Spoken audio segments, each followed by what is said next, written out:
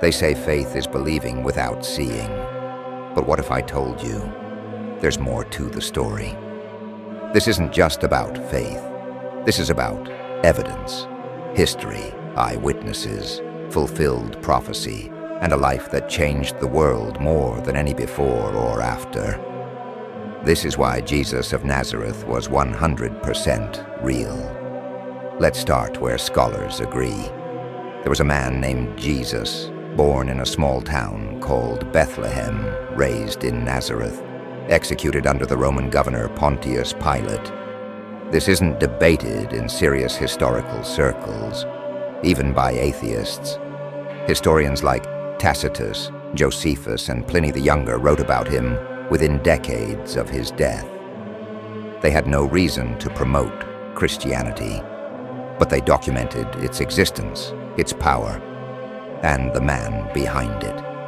But Jesus wasn't remembered as just another teacher. He was remembered as a miracle worker. He healed the blind, raised the dead, fed thousands, walked on water. Skeptics say these are just stories. But here's the thing. They weren't written centuries later. The New Testament letters were circulating within 20 years of the crucifixion. Too soon for myth, too early for legend, and too dangerous to be lies. Because people were being killed for spreading them, then came the cross. The Romans perfected crucifixion. Public, brutal, humiliating. Jesus died like a criminal, but prophesied it like a king. Psalm 22, written 1,000 years before his birth, described his execution in stunning detail. They pierce my hands and my feet. They cast lots for my clothing. This was written before crucifixion was even invented. Then came the moment that shook history, the empty tomb. Even his enemies admitted it was empty. And something happened after that. His disciples, who had run in fear, suddenly became fearless. They preached in the streets. They faced prison, beatings, death, not for money, not for power, but for what they said they saw, the risen Christ. And they never recanted, not one. Today, 2.4 billion people follow Jesus, more than any person in history.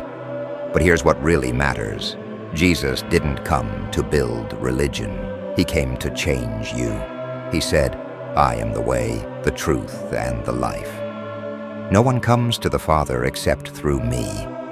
He wasn't just real, he was eternal. God in flesh, the bridge between man and heaven. So the question isn't, was Jesus real?